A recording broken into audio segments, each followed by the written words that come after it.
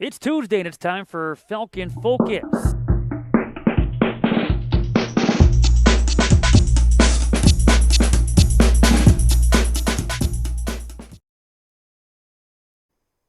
Hello and welcome to this week's edition of Falcon Focus. Yeah, we've had to take the show back inside. Masks are back on. We have the hand sanitizer back out. But yeah, it's starting to feel a little like winter out there. But we are ready to go here for what is episode number 8 here in season number 3. My name is Matt Menzel, and in segment number 2, our focus will shift to women's soccer. We'll talk with their midfielder, Kylie Harmon, along with defender Mackenzie Larson. But first, we talk women's volleyball, as both teams, both women's soccer and women's volleyball, are vying for tournament championships here this week, and being joined by defensive specialist and senior Annie Marie Ozelka, along with right side hitter and senior McKenna Neagle. The volleyball team will be in action for a NAC tournament semifinal coming up on Thursday here inside the John Book Fieldhouse at 7 o'clock, and they will wait tonight to find out who they will face. It's either Benedictine or Illinois Tech. And Annie, I want to start with you because you look at your last name, how it's spelled. How often do you hear it mispronounced? How often do you see it misspelled? Every game and almost every post-game article. It's usually misspelled. Are we saying it right? Ozelka? Yeah. Okay, just making sure, because we've been wrong in the past. How about for you, McKenna? I got to believe the same thing, where Neagle, I got to believe it's been spelled and said many different ways. Yeah, definitely all the time. I get the Neagle, Nigel. Yeah. No. Well, we got Ozelka and Neagle here with us, and we got that down packed. So let's get to it. Volleyball, and you guys are both seniors. You had your senior day celebration against Marion. That was back on the 16th of October. What did that day mean to you two? And I guess we'll start with you, Andy. But just being a senior, as you celebrate your Falcon career, it's winding down. What did that day mean to you? Well, it was important. It was nice to see the impact we made on the entire team and everything they did for us. So it was really appreciated. And it was just important because we went through the 4 years of celebrating our seniors when we were underclassmen. So I just thought it was kind of cool for it to be us, and we have such a big class. So it was fun. Here, I'm gonna give you a assist real fast and fix the microphone. Okay. There you go. Almost like you're eating it. Honestly, it was super fun. It was cool to see how many people were involved. Like the parents were involved, the team was involved, other people were involved, the coaches, and they really blessed us with a good celebration. All the pictures. The fat heads. Yeah. Where are those fat heads now, by the way? My mom's trunk. Yeah. Mine's way back home. I can't bring that back out. Well, Andy has mentioned, you're listed on the roster as a defensive specialist. I'd also call you a serve specialist. And you look a career high 135 digs so far this season. On top of the fact you've recorded a career best 29 service aces and counting so far here this fall. And 4 of those came at Wisconsin Lutheran. But how, if at all, has maybe your role changed or evolved in your 4 years as a Falcon? I think all of us had to accept the role a little, but mine was kind of different. Freshman, sophomore year, I didn't see a lot of court time, so I really embraced my role as being there for my team and cheering them on and doing everything I could. And then junior, senior year came around, and then my role shifted a little bit more, and I got to see a little bit more court time, and I just had to embrace that role while also being able to cheer on my team a lot. What is that feeling like for you when you rotate in to drop back to serve, and you always hear a little, louder cheer from the crowd when you get out there? That's got to be pretty exciting. Yeah, it's I have a great team on the bench that's cheering me on a lot, and a great team on the in the bleachers. But it's a lot of support. So McKenna's a right side hitter. You're known for the kills, the blocks, and you look so far in 361 kills, 141 total blocks throughout your time as a Falcon. When you look at your role, has that changed a great deal since you stepped on campus 4 years ago? Yeah, it really has. I really want to give a lot of credit to the upperclassmen when I was a freshman. They really taught me a lot, and the importance of, Janelle emphasizes that you have a role no matter what, either if you're on the court or not on the court. You're either cheering on your team, you're doing something, and I think that the upperclassmen really emphasized for us that it is important. And getting out on the court, I know sophomore year I had an opportunity due to an injury, which really sucks, but I realized I'm like, hey, this is college. Get out. You got to step up. Mm-hmm. You got to do your role. Yeah. So What's the key for you when it comes to trying to lay down that lethal kill, or what are you looking for when you go up for that block? Honestly, I'm looking for, well, we're taught to like look at the hand. So when we're up there, I'm making sure I'm doing the fundamentals correctly, pressing, doing like the small things because that really helps in the long run, like being able to get up there and have a solid block for the team or even getting a touch for everyone behind me, like, yeah, you have a role always to like be focusing on. So How about from a serving standpoint? Are you looking? I mean, in your mind, are you trying to figure out where you want to place that ball? What goes into for you a perfect serve? Well, our coaches tell us where to serve, but most of the time it's just visualizing like what you want to happen, and I feel like that helps a lot. Like I'm visualizing where I want the ball to go, or I'm visualizing like exactly like what seam I want to serve into. So I think that helps a lot, and then just being aggressive while having like some control, like some control. Let's go in the way back machine now and testing your memory a little bit. For you, Annie, when did you start playing volleyball? What's your earliest memory? Why did you start playing volleyball? My earliest memory of playing volleyball is honestly me hitting a serve back over the net and then them telling me I couldn't do it. So I was probably like 9-ish. So I've been playing since I was probably 9. Did you try other sports growing up? I did. I played basketball, softball, lacrosse. You played basketball? Yeah. I ran track for like a week. This is I did- news I to did you, a huh? lot. Yeah, I didn't know she played basketball. Yeah. I knew she played lacrosse. Did you know she managed the boys' volleyball team too in high school? I did. What? You know that? Have you No. not been at CUWFalcons.com to read her bio? 4 years, Yeah, and I you just read my found out. bio. She did that for 3 years, apparently, according to the bio. So, how about you, McKenna, as far as your earliest memory of playing volleyball and why volleyball? Actually, yeah, volleyball really ran in my family. I have some tall siblings, so Can't relate. I started like 5th grade, I think. I wasn't good, never played, didn't really start playing at all. Started doing some club stuff in high school, got a little bit better.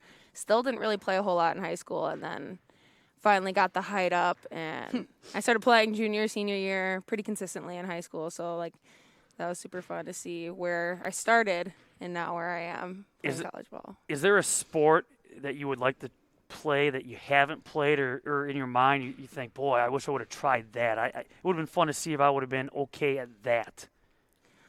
Well, speaking of sports, so I wish I was good at basketball.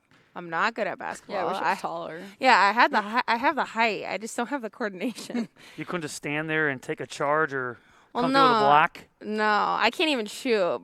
Coach Brunner asked me to shoot a free throw. Not pretty.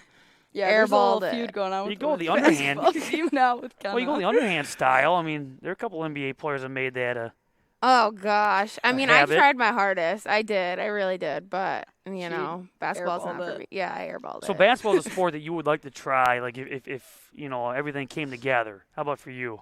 Softball, I'd probably do Softball. that again. Or lacrosse. Lacrosse was a lot of fun. Yeah, you brought your stick to school Yeah, too. I thought about playing, but then I didn't. So it was just too much with both. So if you were told that, hey, you can't play college volleyball, what would be your backup sport? Probably lacrosse. Track. I did track in high school. You do track or do you do cross country? You did track? Track. Okay. Track. I was No a high cross jumper. country, just high jumping. Not a runner, a jumper. So when did playing college volleyball become a goal or reality? That was something that, was a potential. It was probably my junior year of high school, maybe. I was going to a bunch of club tournaments, and people were talking about playing, and I was like, I kind of want to play. And then I was talking to a couple coaches, and then I was really interested, so I think I probably started to seek it out a lot more senior year and end of junior year, maybe. Yeah, I would say for me, it was kind of like sophomore year. There was a couple girls that I was with that we had gotten invited to some camps for college. And so we would travel and go to those camps and just meeting with the coaches and even seeing them at our tournaments, really got me interested in being like, hey, I can do this for another 4 years. Let's Because do we it. played against a lot of each other in club. Yeah, we did. Yeah. Well, the question I ask every athlete we have on is why Concordia? You're from Bolingbrook, Illinois. You're from Richland Center. Mm-hmm. Love that Walmart. But as far as those two towns go, okay, how did you end up here at Concordia? Well, really was interested in Concordia because of the atmosphere, and I love Janelle too, so that was a big one. But they had everything I wanted as a major, and I ended up just making up my own. So I knew that if I came here, that I could be offered everything that I was looking for, and it was a great volleyball program. It was a great, beautiful campus, so it was better than staying in Illinois. Yeah. I think what honestly hit the head for me, it was the campus. Like, nothing compares, you know. I look at, like, UWM. I look at Madison, and, you know, we got tunnels. We have tunnels. We don't have to We have walk tunnels, outside. and we don't have to walk outside. But, no, honestly, I originally was a accounting, finance, double major, business scholars, and Concordia offered that. But now I've changed, found a different path. But, yeah, Concordia honestly just offers a lot of, like, intertwining with MyAd, business scholars. Like, that's so important when looking for, like, a degree that we want to do. But, no, I definitely think the campus drew me here, and the team, meeting them and meeting, like, the freshmen, which was, I met Annie first. Yeah. So, Well, fingers crossed, it's going to be another long run here in the NAC tournament coming up starting on Thursday.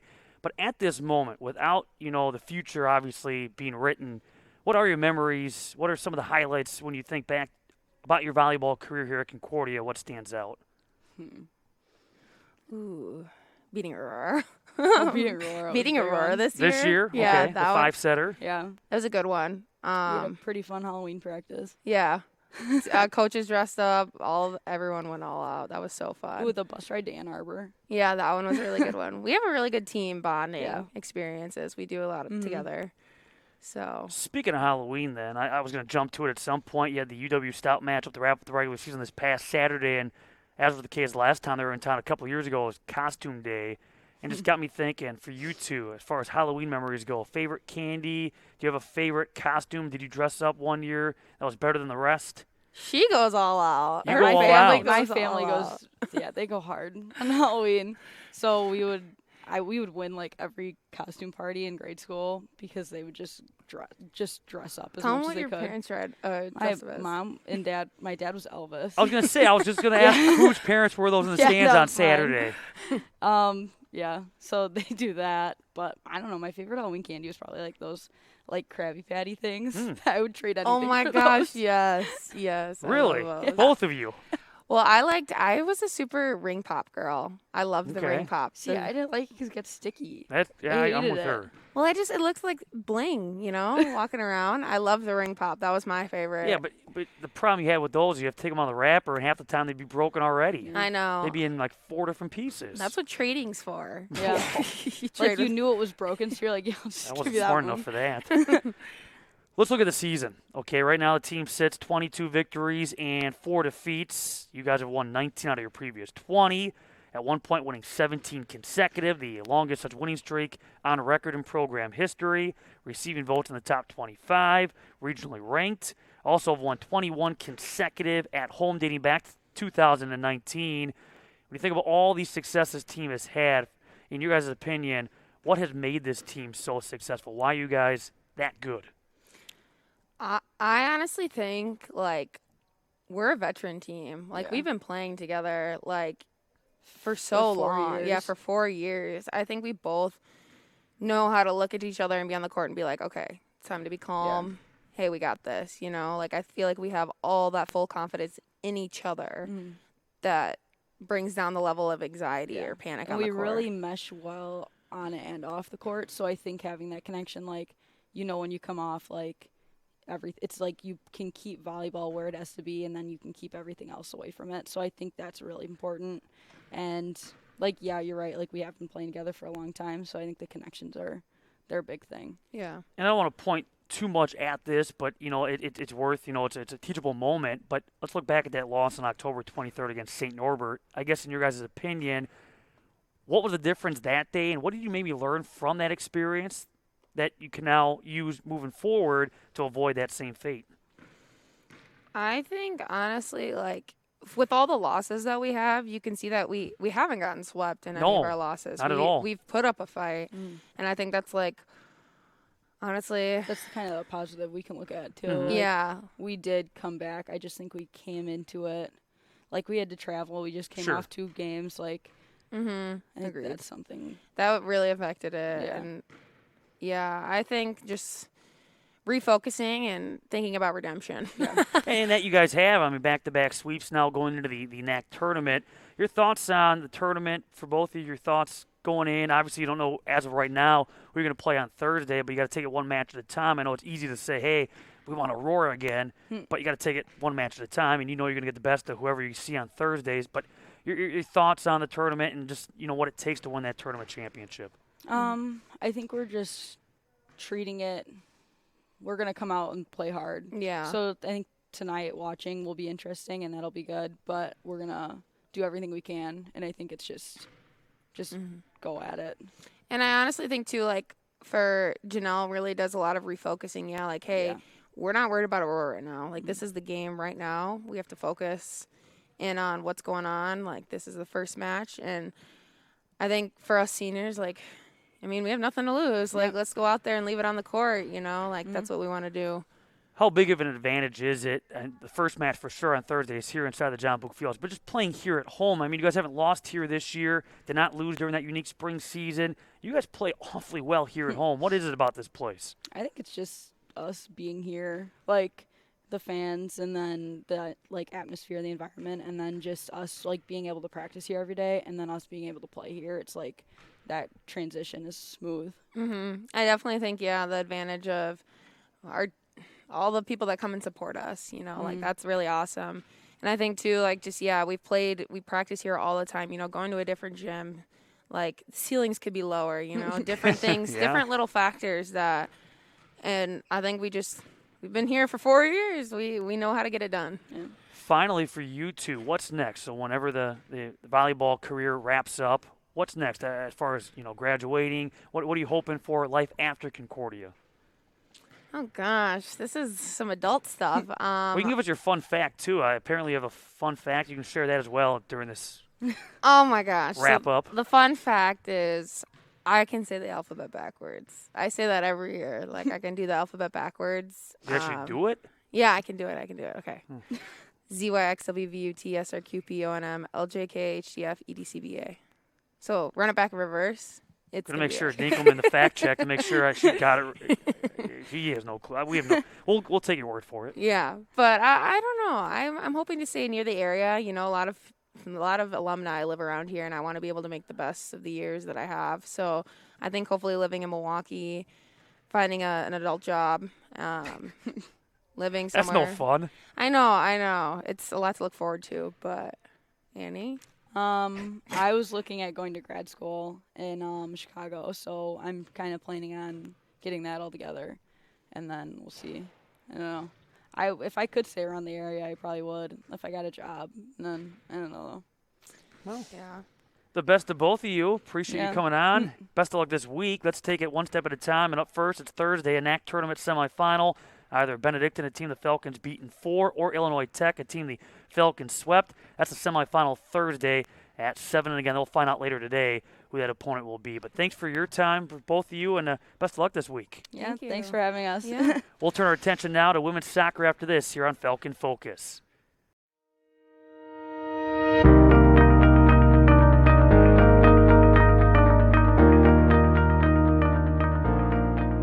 Since 1978, Lutheran Church Extension Fund has had the humble privilege of supporting the Lutheran Church Missouri Synod in fulfilling its mission of sharing the gospel.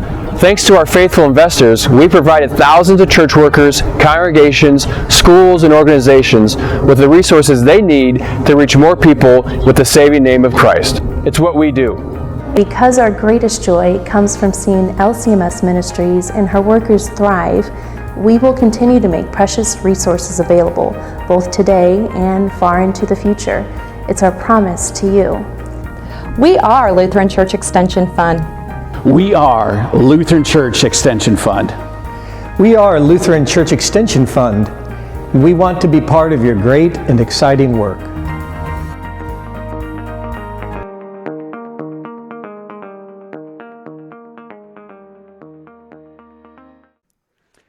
Welcome back to this week's edition of Falcon Focus. Again, we're back indoors as it's starting to feel like winter outside. We have to put the masks on, got the hand sanitizer and ready to roll here on this Tuesday as we now turn our attention to women's soccer. So from volleyball to women's soccer, both vying for tournament championships here this week. And for the women's soccer team, their journey begins on Wednesday at 2 o'clock out at Fitting Field.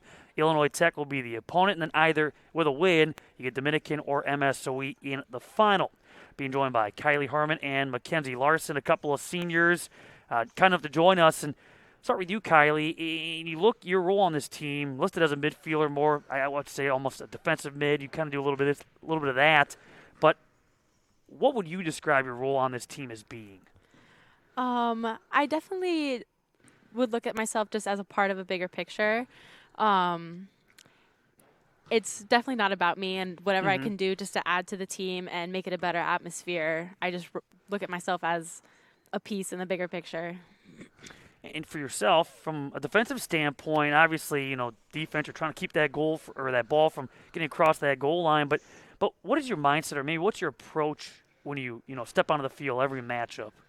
It's just relying on my teammates mostly. We have Kylie and Jordan right in front of me. So, that is huge. Those two add into our defense, even though, like you said, they're technically midfielders, but definitely a big part of our defense. And playing alongside Carmen and Sheridan and Jay and whoever else gets put back there, Maddie Pirtle, Maddie Speck. I feel confident every time I step on the field just because of who I'm playing next to.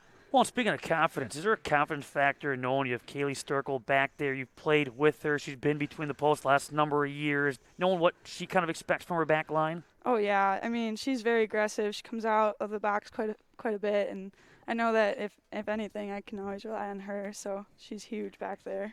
Kylie, look at this offense, and, as mentioned, listed as a midfielder, so you kind of, if you look at a typical midfield role, it's help facilitate that transition from defense to offense. What's it like, though, to be on a team like this with an offense like you guys have, 17 games in, 62 goals, averaging over 22 shots a game? And it seems like that's an annual thing for this Falcon women's soccer team. But what's it like to know that this offense is capable of putting up some great numbers? It's amazing being able to rely on your teammates like that. I know that when I pass the ball to Caroline or Selena or Isabel, whoever's up front, that they'll get the job done, and we all fight for each other. So it's really encouraging and makes you want to go play harder for them. That's the fun part. You have so many options, and so defenses can focus on one or two, but there's a wide range of players that have the ability to score. But does that change for you now from a defensive standpoint? We talked about your mindset. Does that change at all in a game where your offense is able to put up 1 goal, 2 goals, 3 goals?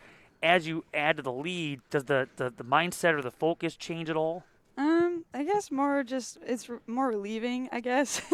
You feel a sense of relief. The other team is definitely they get put down by more goals that you put up, but I think mostly it stays the same. You still have to keep the shutout. That's what you want to do every game, so you still want to play your best game, but yeah, it does change a little bit in respect of just being the sense of relief. We'll talk more about this current season in a moment, but I want to get a little background from both, and Kylie, starting with you.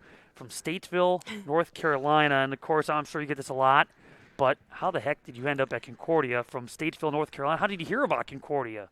So I was born here in Wisconsin, so my family's from the area, and we moved to North Carolina when I was really young. And my parents just missed it here. This is home for them. So they were deciding to move back after I graduated high school, and I'm a homebody. I for sure followed them here. Started touring schools in the area and just fell in love with Concordia and the atmosphere and obviously the beautiful campus, and here I am. But going back to Statesville for just a second, what is maybe that town known for? Or maybe, when you think of Statesville, what comes to mind? It's definitely not a big town. It's kind of out away from the city. I don't know if you know where Charlotte is. Sure. It's about 45, 50 minutes north of there. Okay. There's really not a lot in Statesville, but it was home for me for a while. Lots of friends and good memories, and yeah, I would go back for sure. And now back here in Wisconsin, and Mackenzie, you're from Wisconsin. You're from up in Appleton, a former Patriot of Appleton East. So I'm guessing you might get this question too a lot, but with a number of different schools between here and there, what made Concordia your option? It wasn't too close to home, so I was able to, experience college. But it's far enough away, or it's close enough as well, that I can easily go home for a weekend, which I definitely do quite often. So I like that, and my parents are able to come out and support me, which is huge, and I think that's a big reason for choosing, Concordia. And I just really like the faith base here as well. It just adds for a good community, and I feel like, you walk through the hallways and you know pretty much everybody in the hallway, so it's a big reason why I came here over other schools.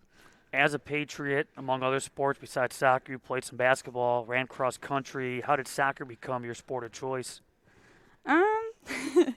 I don't know. I've always had a hard time deciding between running and soccer. I actually, I did some years with the track team here as well. So that I definitely, like soccer, and I've been playing it since I was probably like 4 or 5. So it's definitely been a big part of my life. But cross country also was huge, and I loved running as well. So I kept that as well when I got here. A little bit. And Kylie, you have a tennis cross country background on top of soccer, so why soccer at this level? I fell in love with it when I was younger. My mom used to play, so I think definitely just like looking up to her as well. To be honest, I was not very good at cross country or tennis, so I think the fact that I was better at soccer than those two definitely pushed me to continue in college. Well, obviously you're both here now at Concordia, and when you look from day one to now, and you look at the progress you guys have made, just I guess as individuals on top of the team aspect, what have been the biggest challengers or maybe the biggest adjustments that you've had to make in becoming the players that you are today? I think personally, I would say just like persevering through the good and the bad. Obviously, everyone loves to win and you're having fun when you're winning, but it's in the moments when you're losing or there's a struggle, or sometimes it's just hard to stick with it and keep the same mentality. So I think just persevering through those moments when it's more difficult makes the good moments even better. Anything to add? That's pretty much. That's pretty good. That's pretty good. I don't know if I can follow that up. Do you have advice, though, for maybe future Falcons or even for the freshmen? Just, obviously you step on the college campus and there are going to be, stresses and time management with school, and maybe there's more to the school aspect, even from a college, sports standpoint, the travel. There's more that, is asked of you at the collegiate level athletically. How do you go about, just juggling that all? I think a big part of it is like flexibility, not only with just like being able to be flexible with meeting with your professors and meeting with your coach outside of practice in order to, supplement the practice you might miss because of class, or I think it definitely is just being able to, I think communication too, but mostly like flexibility, and also just being able to be flexible with your coach. Like, where do you want me on the field and where am I going to play the best on the field, and just being open to what's going to be the best for the team, really. As your guys' careers wind down, and as we've talked about with volleyball too, hopefully some more great wins are on the horizon. Another return trip to the NCAA tournament is on the horizon, taking it one match at a time. But at the moment, when you think back, on almost 4 years now with this program, what memories stand out? What, for both of you, what highlights? What is there a match? Is there a couple of matches? Or is there a road trip? What stands out that you say, man, this is great. This is, if I think back to Concordia soccer, this is what I'm going to remember. First thought that came to my mind was sophomore year, us winning the tournament championship at Dominican, and just that moment coming together as a team, and I will never forget that. Yeah, I would have to agree with that. That, and paired with the win that we had earlier in the season against Dominican as well, I think that was just a good feeling and definitely something I won't ever forget. You bring up that matchup against Dominican in the regular season that year, and that was not even close. It was a heck of a senior day. The Falcons taking it to the Stars, which is no easy task. Both of you guys have received all-conference accolades throughout your time as a Falcon. Kylie, a second-team all-conference selection back in 2019. Mackenzie receiving all-NAC North Division during that unique spring season. I know it's a team concept for both of you, but individually, what does that mean to you? Just to, throughout the conference, that they look at you among the who's who.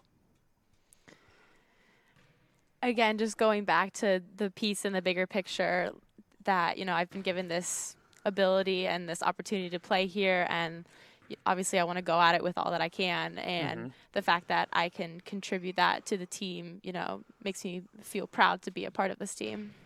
Yeah, and just kind of piggybacking off of that, like knowing that, God gave us these talents, and we're here to show everyone, like, this is what God has meant for us, and I think that's a big part of it as well. Well, right now the team sits with 14 victories, 3 defeats, 12-1. The final conference mark, tri-conference champs with MSOE and Dominican, but the Falcons earning the number 1 seed. Won 4 straight, all shutouts going into the tournament. But your thoughts for both of your thoughts on the season, the way the team's playing right now, and I don't want to spend too much time on it, but the last loss came against Dominican. You look at that loss, what can you learn from that can help you now moving forward? No, I loaded a couple of questions there. Go ahead. I think personally it definitely just fuels us and the team to want to come back and just play harder and play the game that we know we can play if we do have to face Dominican in the championship. Obviously losses are going to happen, and I think as long as we keep the right mindset and stay positive going in and just play our game, that we can do it.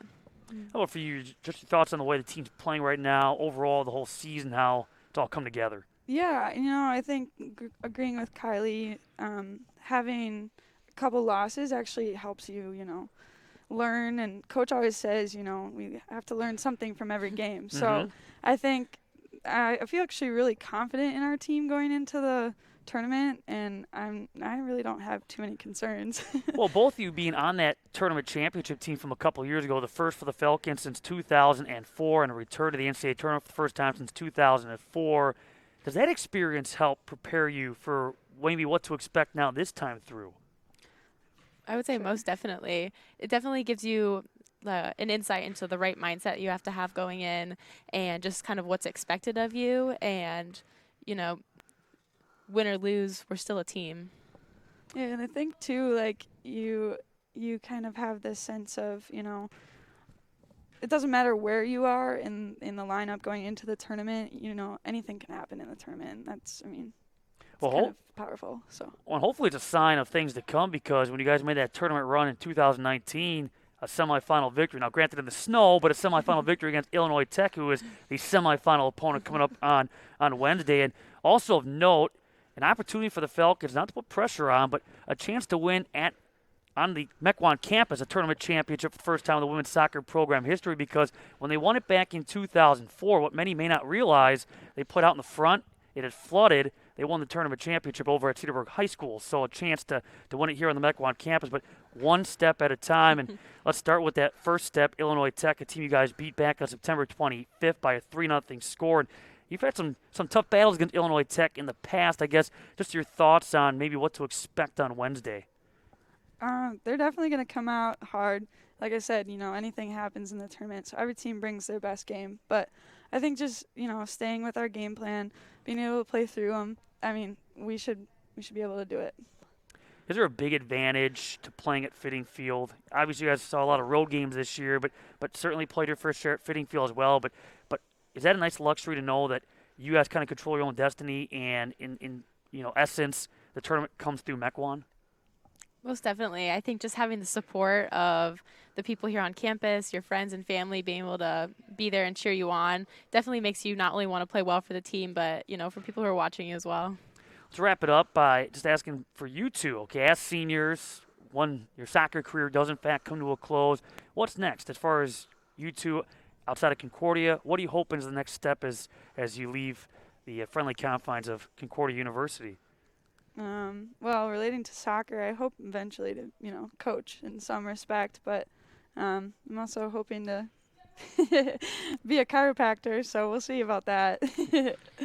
I don't know about coaching for me, but I'm sure I would play for fun, some adult leagues, and, eventually for school-wise, go on to grad school. Well, Kylie McKenzie, thanks a lot for your time today. Best of luck this week, and again, come out and support the women's soccer team. 2 o'clock on Wednesday against Illinois Tech, and if they win, they then play on Saturday for the tournament championship. That will do it for our edition of Falcon Focus this week. No show next week as we start the transition now to winter sports. We next join you coming up on the 16th of November. But thanks to all of our guests for women's volleyball, women's soccer. Best of luck to both teams on their quest to get back to the NCAA tournament. We'll talk to you again next time here on Falcon Focus.